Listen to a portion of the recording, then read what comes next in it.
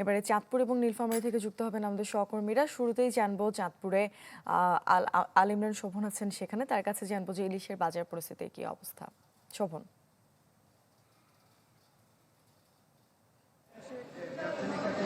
চাঁদপুরে ইলিশের দাম হাতের নাগালের বাইরে 7,000 টাকা নাগালের বাইরে রয়েছে। ব্যবসায়ীরা বলছেন মূলত ইলিশ সরবরাহ একেবারেই কম থাকার কারণে ইলিশের দামের আমি এই মুহূর্তে রয়েছি চাঁদপুর জেলা শহরের অন্যতম পাইকারি বাজার রয়েছে, সেখানে পাইকারি ইলিশ বিক্রি হয়ে থাকে, সেটি চাঁদপুর সরবরাহ স্টেশন এলাকায় অবস্থিত। এখানকার ব্যবসায়ীরা জানিয়েছে বেশ এক মাসের অধিক সময় ধরে ইলিশের সরবরাহ একেবারেই কম।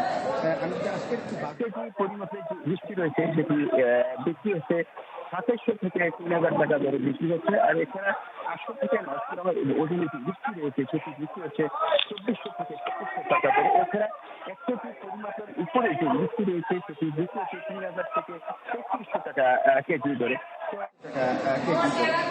ব্যবসায়ীরা বলছেন ইলিশের সরবরাহ বৃদ্ধি করে দাম চাঁদপুর জেলা মৎস্য বিষয়কে কথা বলেছেন, তারা যদি জানিয়েছেন মূলত আগামী আগস্ট সেপ্টেম্বর থেকে ইলিশের বড় মৌসুম শুরু হবে। তখন ইলিশের সরবরাহ বৃদ্ধি পেলে ইলিশের ক্রয় ক্ষমতা সাধারণ মানুষের হাতে নাগালে চলে আসবে বলে তারা জানিয়েছেন। এই ছিল চাঁদপুর থেকে ইলিশ বাজার নিয়ে সর্বশেষ খবর। শোভন, আপনাকে ধন্যবাদ। দর্শক, এবারে সবজি বাজারের খবর জানবো। নীলফামারী থেকে যুক্ত হচ্ছেন রায়হান সুবক্তকিন। রায়হান।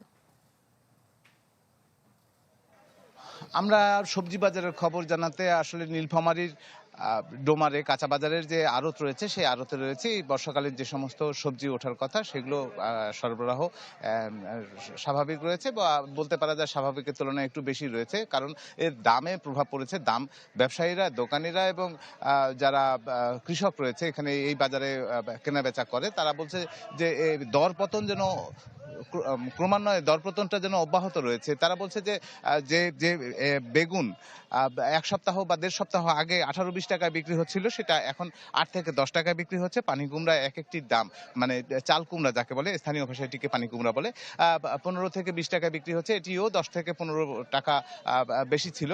আমরা দেখতে পাচ্ছি যে ঝিঙে উঠেছে 7 থেকে 8 টাকায় বিক্রি হচ্ছে। পটল 18 থেকে 20 টাকায় বিক্রি হচ্ছে। পটল বিক্রি হচ্ছিল কিন্তু 30 থেকে 35 টাকায় এক সপ্তাহ আগেও।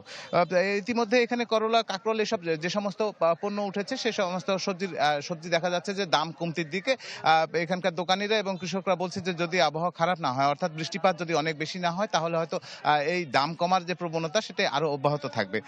তারা বলছে যে বিক্রেতাদের ক্ষেত্রে তারা যেটা মনে করছে যে এটাতে আসলে কৃষকের একদিকে এই সরবরাহ বেশি হওয়ার পিছনে আসলে রবি মৌসুমের যে আলু এবং অন্যান্য যে ফসল রয়েছে, সবজি ফসল রয়েছে, সেগুলোর দাম আসলে ঝুঁকে অধিক পরিমাণে এই বর্ষাকালীন এই ফসলের দিকে ঝুঁকে পড়েছে এবং এখানেও আসলে একরকমের মার খাচ্ছে কৃষকেরা। ফলে আসলে তাদের অর্থনৈতিক যে মেরুদণ্ড সেটি ভেঙে পড়বার উপক্রম। অন্যদিকে ভোক্তারা যারা যারা এটি কিনে খাচ্ছে তারা দেখছে যে বাজারে যে সমস্ত